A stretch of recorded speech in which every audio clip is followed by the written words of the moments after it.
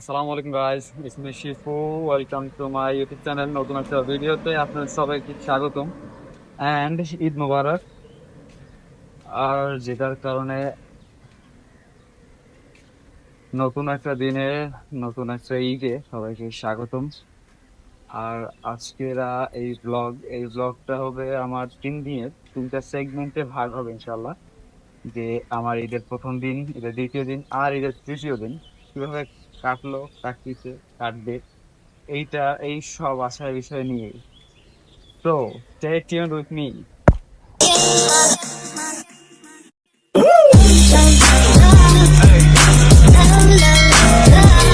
আজকে সকাল সকাল ফজরের সময় ঘুম থেকে উঠে আমি নামাজ পড়তে বের হয়ে গেলাম।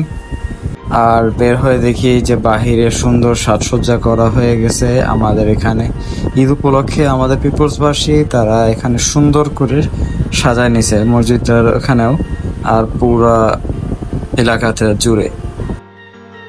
কিন্তু বাহিরের সাজসজ্জার দিকে না তাকায় আমি চলে যাই ফজরের নামাজ আদায় করতে জামাতের সাথে। যাক মাশাল্লাহ, আজকের টুকটাক ভালোই মুসল্লি হয়েছে। নামাজ কালাম আদায় করার পর বাহিরে এসে দেখি সুন্দর সূর্য উঠে গেছে হালকা, আর আকাশটা পুরো পরিষ্কার পরিচ্ছন্ন হয়ে গেছে। তারপর বাসায় উঠে যাই আমি। সো গাইস, এখন বাসায় উঠছি, বাসায় এখন ঘুমাবো, বিকজ সারারাত্রি ঘুমাই নাই। যদিও রাতে সন্ধ্যায় দোকান থেকে আসতে আসতে 1:30-2টা বাজে গেছে, তারপরে খাওয়া দাওয়া এদিক ওদিক আসা বিষয়ে কাজ করতে করতে 3টার মতো বাজে গেছে। তার ঘুমাই নেই। ঘুমানোর পর ঘুম থেকে উঠে দেখা হবে ইনশাল্লাহ। ঠিক 1 ঘন্টা 14 মিনিট পর আমি ঘুম থেকে উঠি। আর ঘুম থেকে উঠে আমি গোসল আদি সেরে ফেলি। দেন নামাজের জন্য রওনা হয়ে যায় আমি মসজিদের দিকে। আর মাশাল্লাহ, আমাদের এই ঈদগাহে ভালোই লোকজন হয়েছে। দেখি যে অলরেডি অনেকজন চলে আসছে, বেশি একটা ফাঁকাও নাই।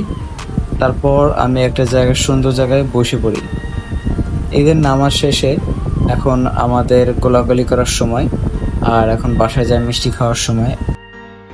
এদিকে আমাদের ইমাম হুজুর তার অস্ত্রটা নিয়ে, তলোয়ার বা যাই বলে ওইটা নিয়ে গরু কোরবানি দেওয়ার জন্য চলে গেছে। আর এদিকে আমি বাসায় এসে দেখি যে আম্মু মলিদা বানাইছে, আমাদের বরিশালের ঐতিহ্যবাহী একটা ড্রিঙ্কস, যেটা বরিশালের যারা তারা সবাই এটাকে চিনতে পারবে। আর এটা খুবই খুবই মজাদার।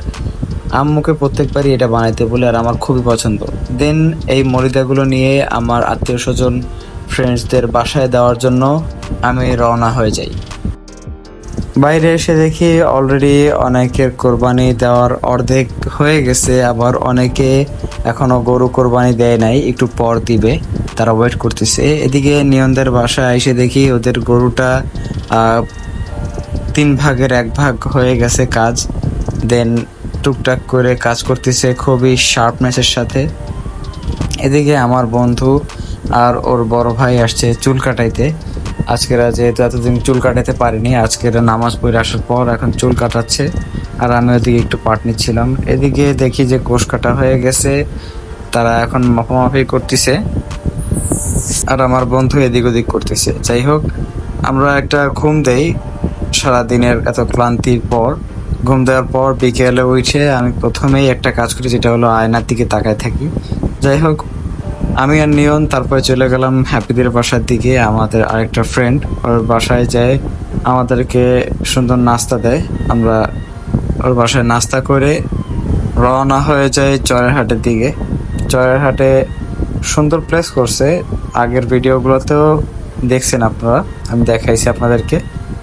এখানে এসে ভালোই লাগতেছে। আর এদিকে একটা সিকিউর প্লেস, এখানে নেভিদের আন্ডারে সবকিছু করা, এর জন্য কোনো ঝামেলাও এখানে হয় না। যাই হোক, এখানে থাইকে আমরা টুকটাক ছবি তুললাম, আরো ঘোরাফেরা করলাম, ভালোই লাগতেছিল। যদিও আইসে আমরা খালি হাঁটাহাঁটি করছি, কোনো কিছু খাওয়া দাওয়া করি নাই, বিকজ এখানে খাবার প্রচুর বেশি দাম চায় এরা। তাই আমরা অনেকক্ষণ গল্প আড্ডা দিয়ে ছবি টবি তুলে আবার রওনা হয়ে যায় নিউ মার্কেটের দিকে। দেন নিউ মার্কেটে আইসে আমরা টুকটাক স্ন্যাক্স খাই কিছু, তারপর আইসক্রিম খাই, আরো অনেক কিছু খাওয়ার পর আমরা বাসার দিকে রওনা হয়ে যাই।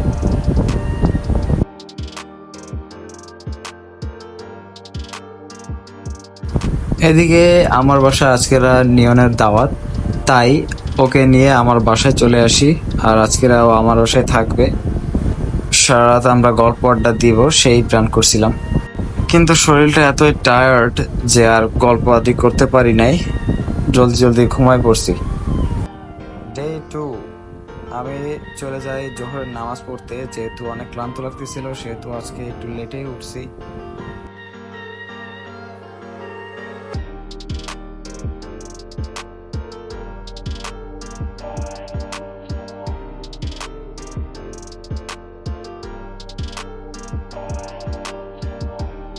জোহরের নামাজ পড়ে আমি বাসায় যাই, আমরা খাওয়া দাওয়া করি, দেন আমরা বিকেলের দিকে নিয়নের বাসায় যাই। ওইখান থেকে আরেক জায়গায় আমরা ঘুরতে যাব।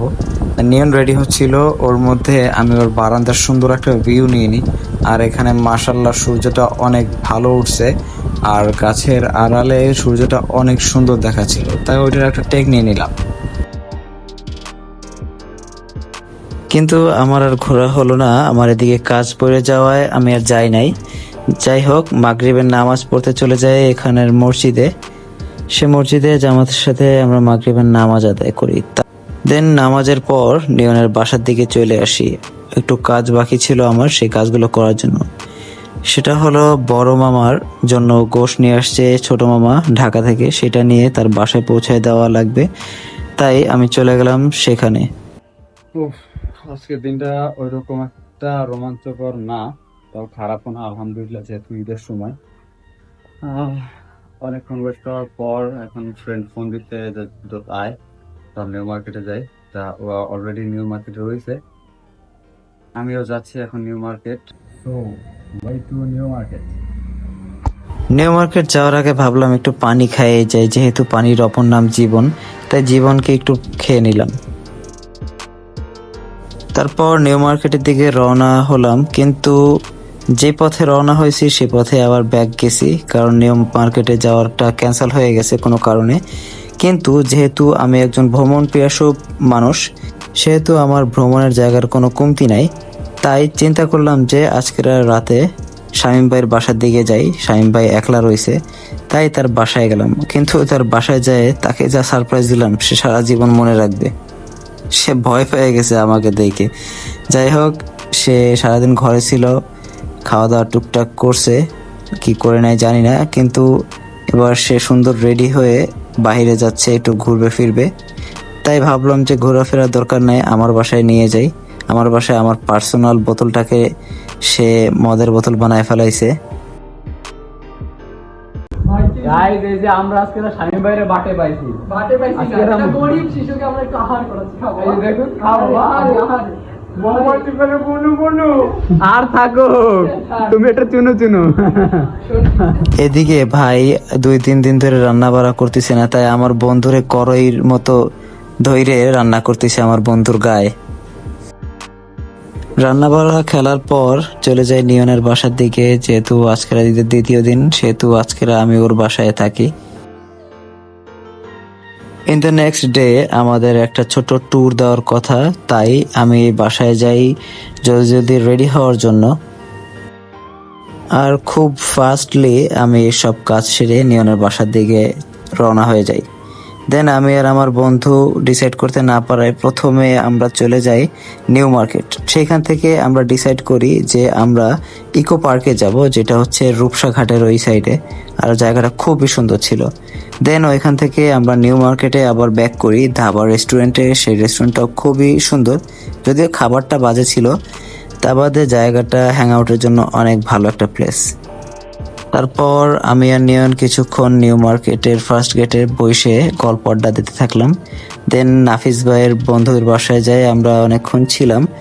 তারপর আমরা 3 জন একসাথে রওনা হয়ে গেলাম বাসার উদ্দেশ্যে। আর ভিডিওটা এই পর্যন্তই। ভিডিওটা ভালো লাগলে অবশ্যই লাইক এন্ড সাবস্ক্রাইব করে দেবেন, আর নতুন একটা ভিডিওতে দেখা হবে ইনশাল্লাহ। আসসালামু আলাইকুম।